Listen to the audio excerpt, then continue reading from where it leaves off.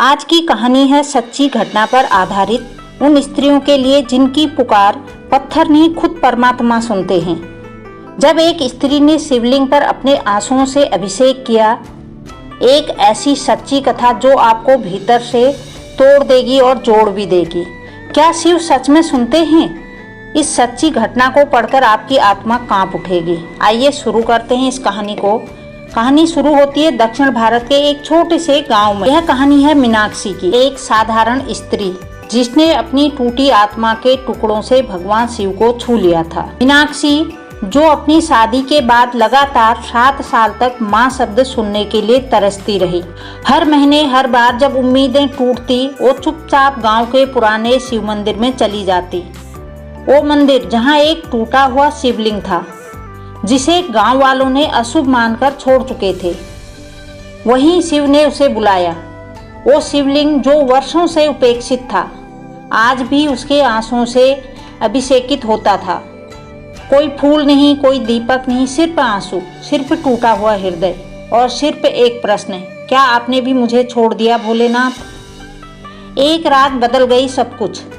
आषाढ़ की एक काली रात, तेज बारिश और बिजली के बीच मीनाक्षी फिर मंदिर पहुंची, भीगी हुई, कांपती हुई, पर अपने सबसे अंतरतम प्रश्नों के साथ। वो शिवलिंग के सामने बैठ गई और पहली बार उसने शिव से नहीं, अपने आप से बात की। शायद मैं कभी मां न बन सकूं, पर क्या शिव मेरे पिता नहीं बन सकते? और वह फूट फूट कर रोने लगी। न कोई मंत्र, न कोई पूजा, सिर्फ एक नारी की आत्मा की पुकार। और तभी एक अजीब सी शांति छा गई। उस टूटे शिवलिंग के चारों ओर बिजली कड़कनी बंद हो गई, बारिश रुक गई और मीनाक्षी ने पहली बार शिवलिंग से धुआं उठते हुए देखा। कोई कहेगा यह भ्रम था, पर अगले दिन जब वह अपने घर लौटी, कुछ बदला हुआ था। एक चमत्कार था यहाँ। अगले महीने मीनाक्षी की तबीयत खराब हो गई तो उसे डॉक्टर को दिखाया गया। तब उस डॉक्टर ने बताया कि मीनाक्षी गर्भवती है, वो माँ बनने वाली है। वो स्त्री जिसे विज्ञान ने बांझ भी कह दिया था, उसका गर्भ अब भगवान शिव के आशीर्वाद से जीवन धारण कर चुका था। 9 मास बाद उसने एक पुत्र को जन्म दिया, जिसका नाम उसने शिवांश रखा।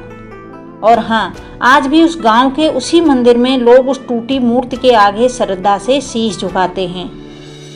यह कहानी क्यों महत्वपूर्ण है? क्योंकि यह बताती है कि ईश्वर पत्थर में नहीं, तुम्हारी पीड़ा में रहते हैं। यह मूर्ति पूजा नहीं, आत्मा पूजा है। यह चमत्कार नहीं, समर्पण का उत्तर है। यह धर्म के दिखावे वाली कहानी नहीं, बल्कि एक स्त्री की सच्ची पुकार है, जो हर उस स्त्री के भीतर जीवित है, जो रात को चुपचाप तकिए में मुंह छुपाकर रोती है, पर सुबह मंदिर जाकर मुस्कुराती है।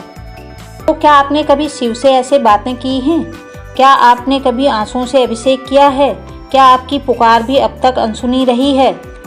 तो आज बस एक बार उस टूटी मूर्ति के आगे बैठ जाइए और कहिए, हे शिव, आज तुमसे कुछ नहीं चाहिए, सिर्फ इतना जान लो, मैं अब भी तुम्हारी हूँ। मैं भी शिव को अपने आंसुओं से पुकार रही हूँ, ताकि कोई और स्त्री जो आज टूटी हुई है, जहाँ हर टूटी आत्मा को पर ब्रह्मा का, परमात्मा का सहारा मिलता है। कहानी अच्छी लगी तो इसे शेयर, सब्सक्राइब, लाइक जरूर करें।